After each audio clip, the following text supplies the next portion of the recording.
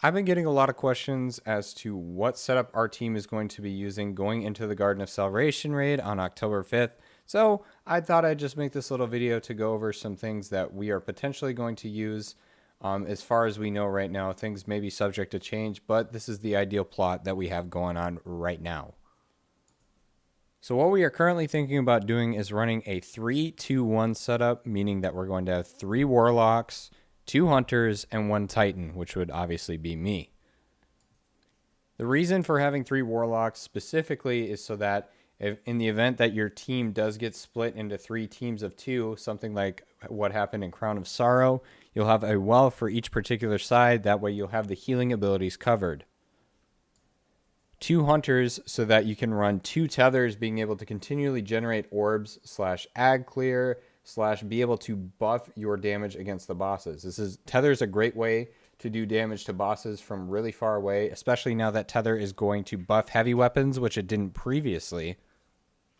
So like I said, those Tethers are going to feed orbs to everybody. That way you're able to feed those wells, so those wells can be continually placed, again, giving you a lot of healing.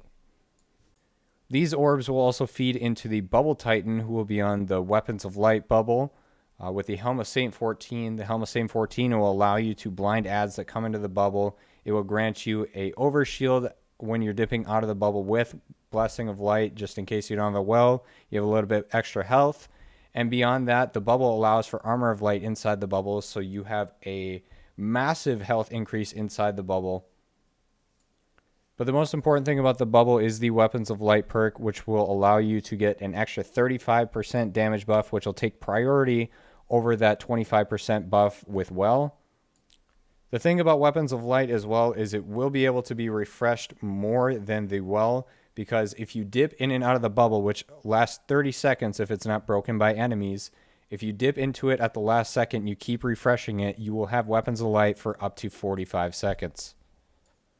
So with survivability being the most important thing in these raid races, from what we've seen previously, well will provide the greatest benefit the more that you have, especially from what we saw in Crown of Sorrow. The more wells you had, the more likely you were to succeed, I'd say, from what I've noticed at least.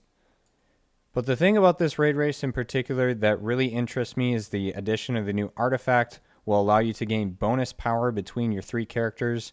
So there is a possibility that when you're leveling in the 4 days that we have to level, that you might have multiple characters ready for the raid.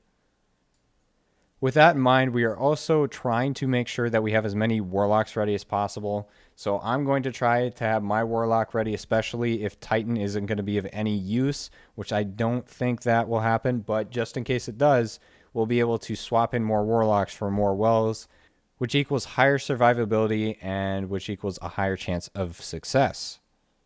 Now I'm going to share some of the weapons that I'm going to bring in on the raid release. These may be subject to change once we actually get to play with the new Shadowkeep sandbox, but these are the weapons that I have right now that I know 100% I'm going to bring into the raid. Mountaintop, Spare Rations, Izanagi's Burden, Outbreak Prime, Recluse, Soul Survivor, Loaded Question, EP Shoddy, Anarchy, Tractor Cannon, Swarm of the Raven, Whisper of the Worm, Wendigo GL3. Like I said, this is all subject to change whenever we get to play in the sandbox, which starts on October 1st. We have 4 days to play around in it before the raid launches on October 5th. Again, sell out if you want to go watch us do the raid live. October 5th, we'll be going for World's First, twitch.tv/Sweatcicle. Leave the link in the description. Thank you so much for watching, and hopefully we'll catch you in the next one. Peace.